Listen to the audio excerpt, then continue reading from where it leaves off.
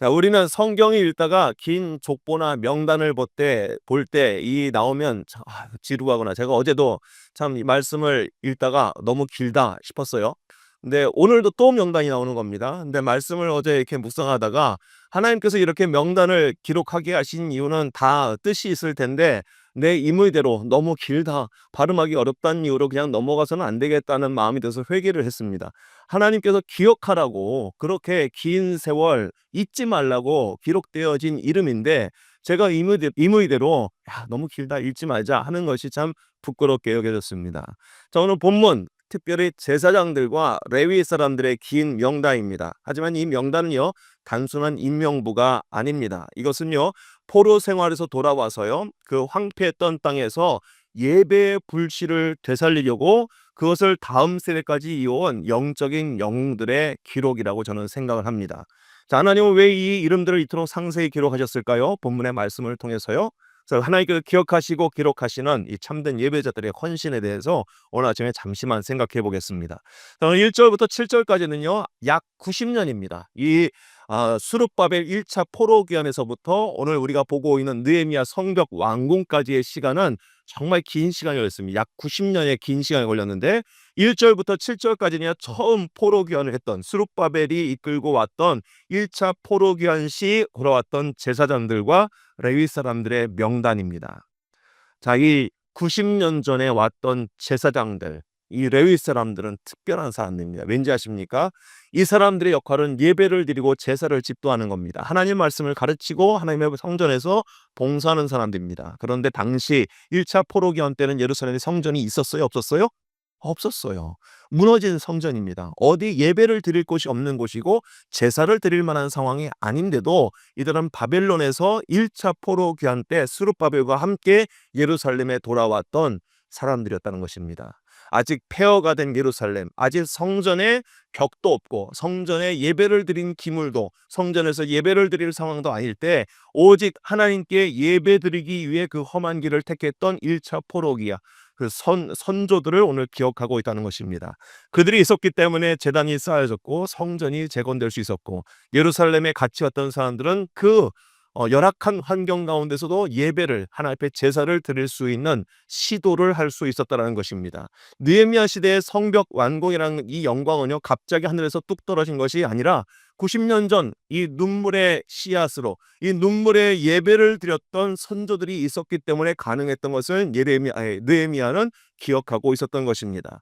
자, 우리가 오늘 편안하게 예배드릴 수 있는 것도 역시 마찬가지죠. 우리보다 앞서 믿음을 받아들이고 우리보다 앞서 눈물로 씨앗을 뿌렸던 믿음의 선조들이 있었기에 가능했던 이야기라는 것입니다. 기도의 털을 닦은 신앙의 선배들이 있었기 때문에 오늘 우리가 주 앞에 나와서 예배하고 또 복음 안에 살 수 있는 은혜가 있었다 생각합니다. 하나님께서 허락하신 그 믿음을 끝까지 지켜냈던 첫사람, 이 첫 선조들은 우리처럼 편안하게 예배를 드리거나 우리처럼 편안하게 기도할 수 있었던 상황이 아니었겠죠. 더 심각한 상황 가운데 험한 그 세월들을 보내며 믿음을 지켰던 믿음의 선조들이 있었다는 것입니다. 하나님께서는 이 사람들, 나는 너희와의 첫사랑 그 첫 헌신을 잊지 않았다는 의미로 오늘 본문을 그 사람들의 이름을 열거하면서 기록하며 인정하고 계시는 겁니다.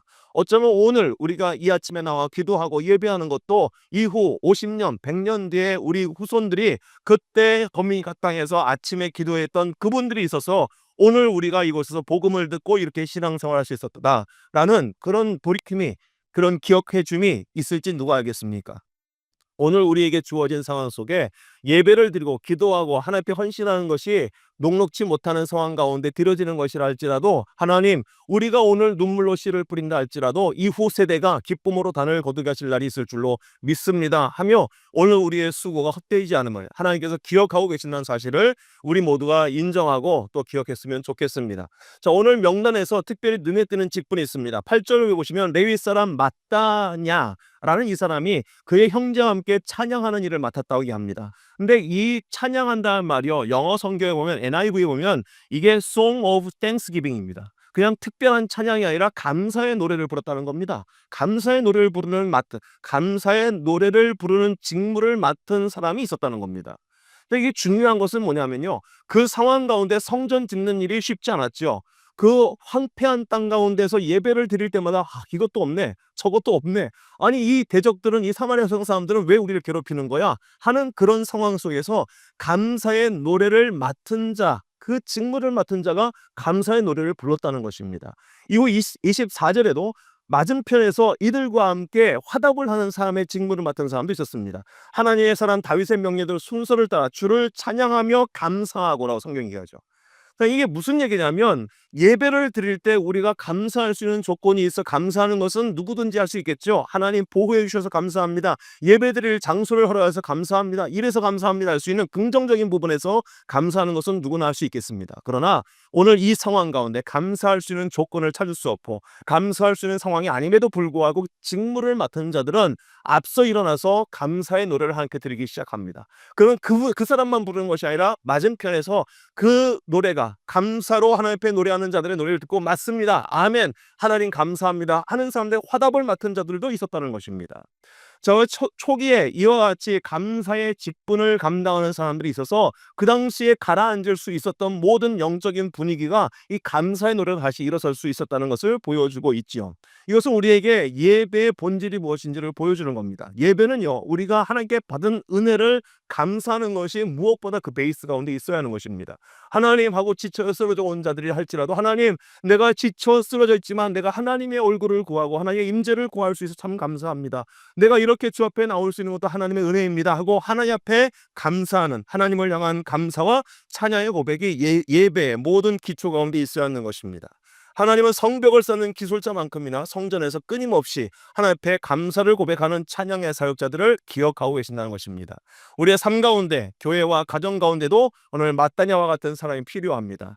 불평과 원망이 나올 수 있는 상황에서도 가장 앞장서서 하나님 감사합니다, 하나님 찬양합니다, 감사의 노래를 주 앞에 고백하고 영적인 분위기를 주도할 수 있는 사람들, 오늘 이 아침에 나온 여러분들이 되시기를 주님의 이름으로 축원합니다. 그래서 우리가 영적 분위기를 다른 것으로 주도하는 것이 아니라 하나님께서 이 모든 일을 이루신다. 지금은 보이지 않는다. 지금은 우리가 짐작할 수 없다. 그러나 하나님은 반드시 살아계시기 때문에 우리와 함께 하시는 하나님께서 이 모든 일을 이루신다라는 감사의 노래가 우리 가운데 끊이지 않기를 간절히 소망합니다. 자, 오늘 10절부터는 대제사장들의 계보가 이어지고 있습니다. 22절 이후에는 각 시대별로 족장들의 이름도 나오고 있습니다. 자, 1대 수르바벨 시대부터 에스라와 느헤미야가 이르는 그 시대까지 예배의 맥이 끊어지지 않고 이어져 왔음을 우리에게 보여주고 있는 것입니다. 얼마나 집요한 방해가 있었고 얼마나 주변 그 인접 국가가 호시탐탐 노리고 있었는지 우리가 성경을 보면 너무나 자세히 알 수가 있습니다. 없는 말 지어내서 왕을 통해 그 이간질하는 사람들의 그 악랄한 그 괴계가 얼마나 그동안에 있었던 지도자들의 마음을 흔들어 놨겠습니까? 제사장들도 그렇고 함께 예배하는 사람들도 그렇고 이대로 끝이 아닌가 싶었던 순간들이 얼마나 많았겠습니까마는 시대가 변하고 왕들은 바뀌었지만 하나님을 섬기는 이 제사장들의 예배, 이 예배의 등불이 꺼지지 않았음을 오늘 성경 우리에게 보여주고 있는 것입니다. 자, 이와 같은 예배의 이어짐, 이것이 바로 하나님께서 함께하고 계시는 증거입니다. 우리가 예수님께서 부활하시고 승천하신 그 이후부터 12사도들을 통하여 복음이 전해지는 그 모든 시간들을 보면 복음의 등불이 꺼질 듯 했던 순간들이 얼마나 많이 있었겠습니까? 우리 조국 대한민국에 복음이 들어왔을 때도 처음부터 쉽지는 않았다는 것입니다. 그러나 그 예배가, 그 흐름이 끊이지 않고 세대를 걸쳐가면서 이어지고 있고 오늘날에도 보이지 않는 곳에서 하나님 앞에 엎드리는 자들의 헌신이 있으며 기도의 등불을 꺼뜨리지 않는 하나님 앞에 헌신하는 용사들이 있다는 것입니다. 이와 같은 하나님의 은혜가 이어지고 흘러가고 있다면 반드시 하나님의 역사는 이루어지는 것이고 하나님께서 오늘 성벽을 완공하는 이 장면처럼 절대로 세워질 수 없을 것 같은 시간의 갭이 있었고 방해가 있었지만 성벽은 완공되더라는 것입니다. 우리의 삶 가운데도 그런 기도의 등불을 꺼뜨리지 않고 예배의 헌신을 멈추지 않을 때 성벽이 이루어지지 않을 것 같았던 일들도 이루어지는 그 영광의 날을 우리도 역시 보게 될 줄로 믿습니다. 오늘 느헤미야가 성벽 봉헌식 12장에 보면 후반부에 성벽 봉헌식을 합니다. 이 성벽 봉헌식을 앞두고 이 명단을 기록한 이유는 분명하지요. 이 성벽은 돌로 쌓았지만 앞서 그 모든 기초는 신실한 사람들의 기도와 그 예배, 그 헌신 위에 세워졌다는 것을 선포하기 위함이라고 저는 생각을 합니다. 아무도 알아주지 않을 것처럼 보였어도 하나님은 묵묵히 그 사명의 자리를 지켰던 사람들의 이름을 기억하고 계십니다. 오늘 이 자리에 모인 우리의 모두의 이름도 하나님 기억하고 계십니다. 하나님께서 기억해 주심을, 그것을 영광을 여기고 오늘의 헌신과 오늘의 눈물의 기도를 멈추지 않는 우리 모두가 되기를 간절히 소망합니다. 아멘.